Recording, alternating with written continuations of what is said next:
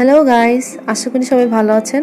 আজ আমি আপনাদেরকে তৈরি করে দেখাবো খুবই অল্প উপাদান দিয়ে তৈরি চিকেনের একটি মজাদার আইটেম, চিকেন ভর্তা, যেটা রুটি, লুচি বা পরোটা দিয়ে খেতে অনেক মজা লাগে। তো চলুন আমার এই রেসিপিটি তৈরি করতে কি কি ইনগ্রিডিয়েন্টস লাগছে আমরা এটা দেখে নিই।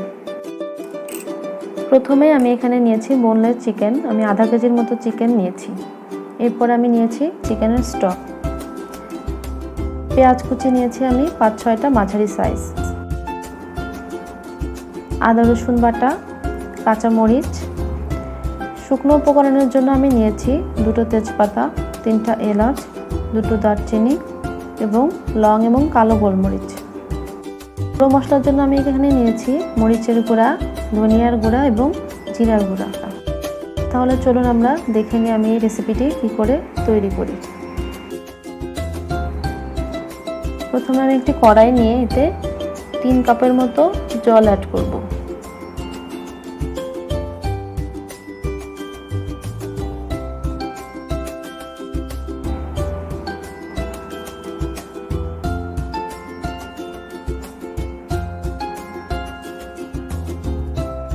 এবার জলটা গরম হলে আমি এর মধ্যে চিকেনের পিসগুলো দিয়ে দিলাম।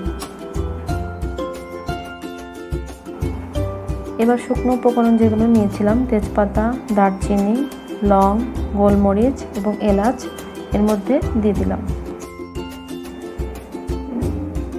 এবার আমি 2 টেবিল চামচ আদা রসুন বাটা অ্যাড করলাম।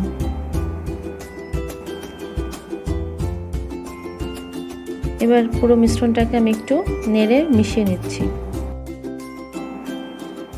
এবার আমি এর মধ্যে লবণ অ্যাড করেছি। লবণটা আপনারা আপনাদের স্বাদ মতো দিবেন। আমি এখানে 1.5 চামচের মতো লবণ দিয়েছি। পুরো মিশ্রণটাকে আমি আরেকবার মিশিয়ে নিচ্ছি। আপনারা চাইলে ঢাকনা দিয়ে এটাকে সিদ্ধ করতে পারেন, কিন্তু চুলার আঁচটা অবশ্যই মিডিয়াম টু লোতে রাখবেন। চিকেনটা সিদ্ধ হয়ে গেলে আমরা চিকেনটাকে আলাদা করে নেব এবং পানিটাকে রেখে দেব। এবার আরেকটি পাত্রে আমি 2টো ডিম নিয়ে সিদ্ধ করতে দিব।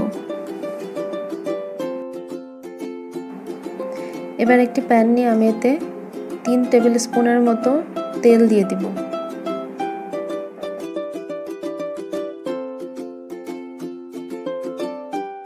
তেলটা গরম হলে এর মধ্যে আমি পেঁয়াজ কুচি দিয়ে দিচ্ছি।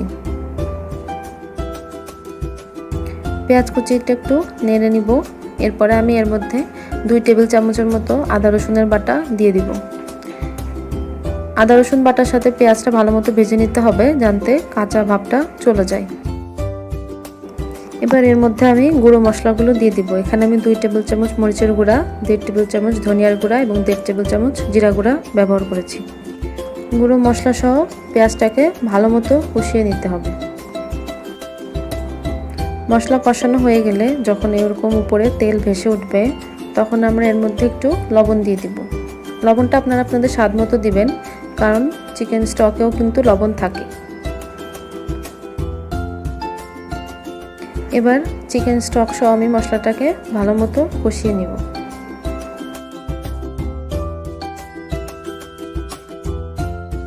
এবার চিকেনের পিস থেকে আমি কিভাবে চিকেনগুলোকে ছাড়িয়ে নিব সেটা দেখাচ্ছি। 2টো কাঁটা চামচের সাহায্যে আপনারা খুব সহজেই এটা করতে পারবেন।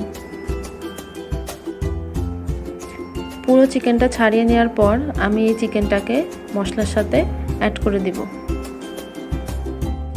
মশলা সহ চিকেনটাকে এখন ভালোভাবে মিশিয়ে নিতে হবে।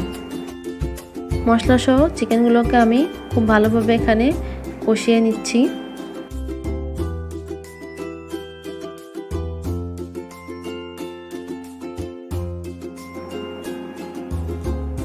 এবার আমরা এর মধ্যে চিকেনের স্টকটাকে দিয়ে দিব।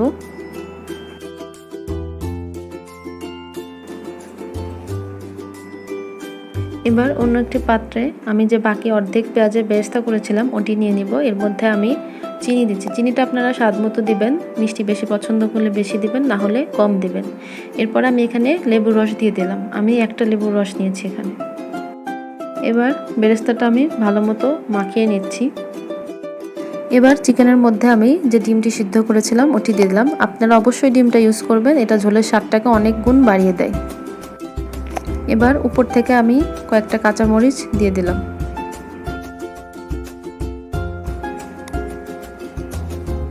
এবার আমি পেঁয়াজের যে মিশ্রণটি তৈরি করেছিলাম ওটি দিয়ে দিলাম। পেঁয়াজ বেরেস্তাটা আপনারা অবশ্যই দেওয়ার চেষ্টা করবেন, এটি ঝোলের টেস্টটাকে অনেকটা বাড়িয়ে দেয়। ঝোলটা আপনারা আপনাদের চাহিদা মতো রাখবেন। আমাদের পরিবারের সবাই ঝোল খেতে পছন্দ করে, এই জন্য আমি একটু ঝোল রাখছি। এবার চিকেন ভর্তাটাকে আমি একটি প্লেটে সাজিয়ে নিয়েছি। আমি উপর থেকে একটু ডিম এবং কাঁচা পেঁয়াজ এবং মরিচ দিয়ে এটা গার্নিশ করেছি। আপনারা অবশ্যই এটা গরম গরম লুচি বা পরোটার সাথে খাওয়ার চেষ্টা করবেন।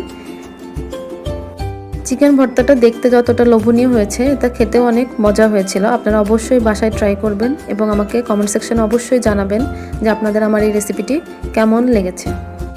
আশা করি আপনাদের আমার এই চিকেন ভর্তা রেসিপিটি ভালো লেগেছে। এরকম আরও মজাদার রেসিপি পেতে আমার চ্যানেলটি সাবস্ক্রাইব করবেন এবং বেল আইকনটি প্রেস করবেন। সবাইকে ধন্যবাদ, ভালো থাকবেন।